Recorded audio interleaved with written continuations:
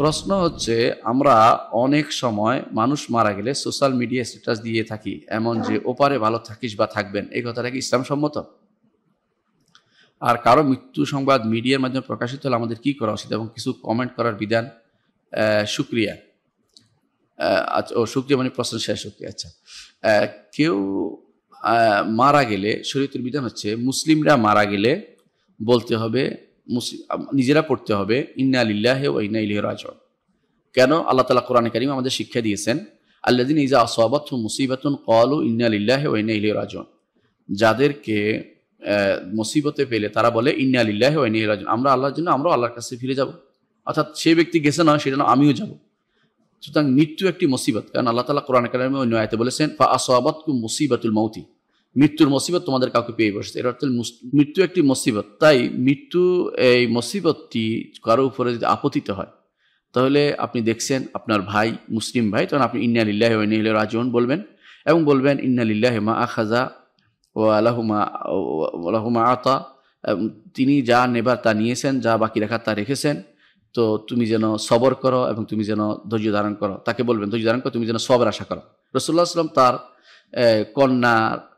কন্যার একটি সন্তান মারা যাওয়ার পরে রাসূলুল্লাহ সাল্লাল্লাহু আলাইহি ওয়াসাল্লাম তাকে শিক্ষা দিয়েছেন কি বলতে, ফাল তাসবির ওয়াল তাহতাসিব। রাসূলুল্লাহ সাল্লাল্লাহু আলাইহি ওয়াসাল্লাম বলেছেন যে আল্লাহ যা নিবার নিয়েছেন, যা রাখার রেখেছেন, সেই জন্য সবর করে এবং সেই জন্য সওয়াবের আশা করে। এই জন্য ইমানদার মাত্রই তার কাজ হবে, যখন এরকম দেখবে ভাইকে এটা লিখে জানাবে, অথবা ভাইকে বলবে যে আমি দোয়া করছি আপনার যেতে পারছি না জানাজাতে, আপনার এই ঘটনায়, বিপদের ঘটনায় যারা মারা গেছে তাদের জন্য আমি দোয়া করছি, আল্লাহ যেন তাদেরকে জান্নাত দেন, তাদের জন্য প্রশ্ন উত্তর সহজ করে দেন এবং তারা যেন আখিরাতে উচ্চ আলী মাকাম দান করে। এটা ইমানদারের জন্য এটা বলবে। এখন ইমানদার নয় কাফেরের জন্য কি বলতে পারবে কিনা, কাফেরের বিশ্বাস কি সেটা আগে জানতে হবে। আমাদের দেখা এই অনেক মানুষ আছে যারা আখিরাতে বিশ্বাস করে না, তাদের আপনি যখন বলেন ওপারে ভালো থেকে, এটা অর্থ কি বলছেন? আপনি হাস্যকর কথা বলছেন। সে যেটা বিশ্বাস করেন আপনি কেন বলছেন? এই বিশ্বাস তো তার নেই। তার কাছে বিশ্বাস হচ্ছে যে তার শরীরটা পোড়ায় ফেলা হবে, যেহেতু শরীরের মধ্যে এটা যেন না আসে, এই শরীর অন্যায় শরীর। আর দ্বিতীয়, তার কাছে বিশ্বাস হচ্ছে এটা যে এই শরীরটা যত পাপের মূল, এটা পোড়ায় ফেলা হচ্ছে, তার রুটা, আত্মাটা আরেকটা মানুষের, আরেকটা সদ্য কোনো জন্মগ্রহণকারী শিশু অথবা কোনো পোকামাকড় অথবা গরু ছাগল হাঁস মোরগ এগুলির ভিতরে ঢুকে যাবে, সে আরো কষ্ট পাবে, ৮৬,০০০ জন্ম কষ্ট পাবে। তারে আপনি ওপারে ভালো থাকবে কিভাবে সে? আপনি এটা কি ধরনের কথা বললেন? এটা হচ্ছে আপনি না বুঝে, নিজে দিন না বুঝে একটা বেহুদী কথা বললেন। এটা ইসলাম কখনো অনুমোদন করে না এই জাতীয় কথা বলা। কারণ ইসলাম অনুমোদন কেন করে? তার বিশ্বাস তো এটা নাই।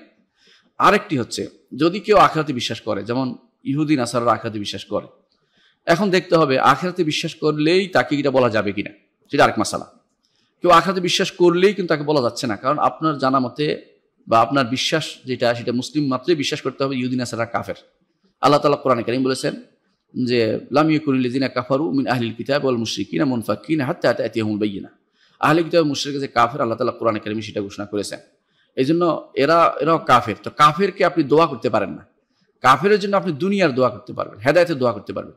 দুনিয়ার সে তো মরে গেছে, এখন তার দোয়ার কিছু নেই। এই জন্য তার জন্য আপনার কোনো দোয়া নেই, বরং আপনি দুনিয়ায় থাকতে তাকে বলতে পারতেন যে আল্লাহ তোমাকে সম্পদশালী করুক, দুনিয়াতে বিপদে পড়ুক, যাতে সম্পদ হলে আল্লাহ তাআলা কোরআনে কারীম বলেছেন সম্পদের দোয়া করতে নিষেধ নাই, কারণ সম্পদ তো ইমানদার কাফের সবাই পেতে পারে। অথবা তার জন্য হেদায়েতের দোয়া করবে, কিন্তু তার জন্য আপনি কখনো মাগফিরাত, ক্ষমার দোয়া করতে পারবেন না। এই জন্য আপনি ওখানে ভালো থাকার অর্থ হচ্ছে ক্ষমার দোয়া করছেন, এটা করা জায়েজ নেই। এই জন্য রহমতের দোয়া করতে পারবেন না। তারপর তার জন্য রহমত হোক, তার আখিরাতে ভালো থাকবে, তার জন্য আযাব হবে না, এরকম দোয়া করা আপনি করতে পারবেন না।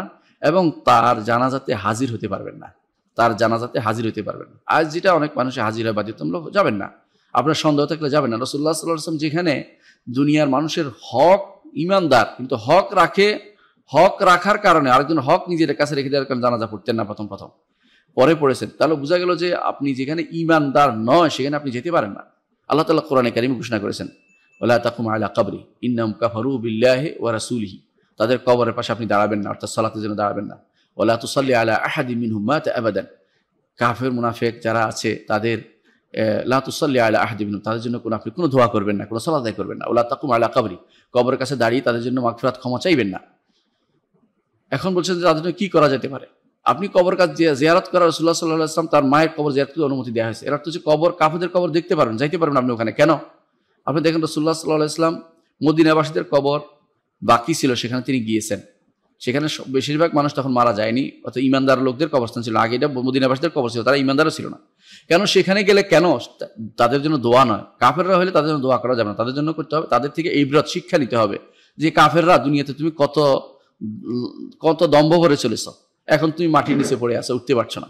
এরকম অনেক মানুষই দুনিয়াতে দম্ভ ভরে চলবে, অহংকার করবে, তারাও এরকম কবর নিচে চলে যাবে। অর্থাৎ শিক্ষা নেওয়ার জন্য, ইবরা নেওয়ার জন্য, শিক্ষা নেওয়ার জন্য শুধুমাত্র সেখানে যাওয়া যাবে, কিন্তু কোনো দোয়ার জন্য যাওয়া যাবে না। এবং কবর জিয়ারত, তাদের কবর সেই জন্য কবর দোয়ার জন্য কবর জিয়ারত করা যাবে না। এটা হচ্ছে ইসলামিক বিধান। আশা করি বুঝতে পারছেন। এই যে রিফ অনেকে লেখে, রেস্ট ইন প্যারাডাইস অথবা এই জাতীয় কথা, নাউজুবিল্লাহ, এই জাতীয় কথা লেখা কিন্তু জায়েজ নেই। কারণ আপনি উপরে ভালো থাকবেন এটা কিন্তু আপনি বলতে পারেন না, কারণ সেখানে তো আপনি তাকে জান্নাতের ব্যবস্থা দোয়া করতেছেন, এটা করা যাবে না। অর্থাৎ ইমানদার ছাড়া কারোর জন্য এই জাতীয় দোয়া করা যায় না। আপনি জানেন যে সে ইমানদার, তার জন্য দোয়া করবেন। আর যদি কারো ব্যাপারে আপনার সন্দেহ থাকে ইমানদার নাকি কাফের, বলা যায় না, কারণ তার সারা জীবন যা করেছে তা ইমানের সাথে কোনোভাবেই মিলে না, এবং সে তওবা করেছে, আপনার কাছে কোনো প্রমাণ নেই, তাহলে আপনি কিচ্ছু বলবেন না, চুপ থাকবেন। কারণ হতে পারে সে ইমান এনেছে, তওবা করেছে, আপনি জানেন না, তখন আপনি তার বদদোয়া করলে খারাপ হবে। আর যদি আপনি জানেন যে ইমান আনে নাই, তখন আপনারটা কাজে লাগবে, কিন্তু আপনি তো ভুলে যেন না পড়েন, এই জন্য আপনি সেখানে কিছুই করবেন না, চুপ থাকবেন, কিছুই করবেন না, অর্থাৎ বলবেন না যে এই হয়েছে সে হয়েছে। আমরা আজ দেখি অনেকেই কোনো কারণে কেউ মারা গেলে তার জন্য একেবারে কাঁদো কাঁদো, ওইটা ওইটা ওইটা। আপনার যদি সত্যিকার অর্থেই সে ইমানের সাথে মারা গেছে, তার জন্য অবশ্যই ইমানদার ভাই তার ভাই এবং তার মুসিবত, এই জন্য সে তার জন্য দোয়া করবে, তার জন্য আল্লাহর কাছে ফরিয়াদ করবে, চাইবে, তার ক্ষমা প্রার্থনা করবে, জান্নাত চাইবে, সবই করবে। ইমানদার না হলে তার জন্য কিছুই করার নেই এবং কিছুই করবে না, বরং ইমানদার না হলে তার থেকে সম্পূর্ণরূপে মুক্ত থাকবে। যদি কাফের সরাসরি জানা যায়, আর যে কাফের যদি জানা না যায়, তাহলে সে চুপ থাকবে, কিছুই করবে না, কারণ সে জানে না যে তার আসলে শেষ মুহূর্ত পর্যন্ত তওবা করেছিল কি না। এই বিষয়ের মধ্যে আমাদের সীমাবদ্ধ থাকতে হবে। আশা করি বিষয়টা বুঝতে পারছেন। আর এখানে প্রশ্ন করছেন যে কমেন্ট মিডিয়াতে প্রকাশিত হলে অন্যদের কি করা উচিত। আমাদের মিডিয়াতে প্রচার হলে আমাদের কিছু করার নেই, চুপ থাকে, যে কিছু যদি ইমানদার না হয় অথবা ইমানদার ব্যাপারটা না জানা যায়, কিছু করার নেই। আর যদি কমেন্টের মধ্যে আপনি লেখেন, কিছু লেখেন, লাইক দেন, তাহলে মৃত্যুকে লাইক দেওয়া যায় না, আপনি জানেন। কমেন্টের মধ্যে যদি দুঃখ প্রকাশ, তাহলে কাফেরদের মৃত্যুতে দুঃখ প্রকাশ করার কিছু নেই, তাহলে এই জাতীয় কাজও আমাদের করা যাবে না। আশা করি বুঝতে পারছি। অর্থাৎ কোনো কমেন্ট, কোনো রকমের ইমোজি বা কিছু দিয়ে আপনি এটার মধ্যে কিছু করবেন না, এটা এইভাবে চলতে দেন, যেভাবে আসছে এইভাবে। এটা খবর জানা হয়ে গেল, সংবাদ জানা হয়েছে, এটা একটুর মধ্যে রাখেন। হ্যাঁ, তো যদি ইমানদার হয় তার জন্য সব রকম দোয়া আছে। রাসূলুল্লাহ সাল্লাল্লাহু আলাইহি ওয়াসাল্লাম নাজাশির জন্য দোয়া করেছেন, দূরে ছিলেন, ইমানদার হলে আপনি দূর থেকেও দোয়া করতে পারেন, কোনো সমস্যা নেই।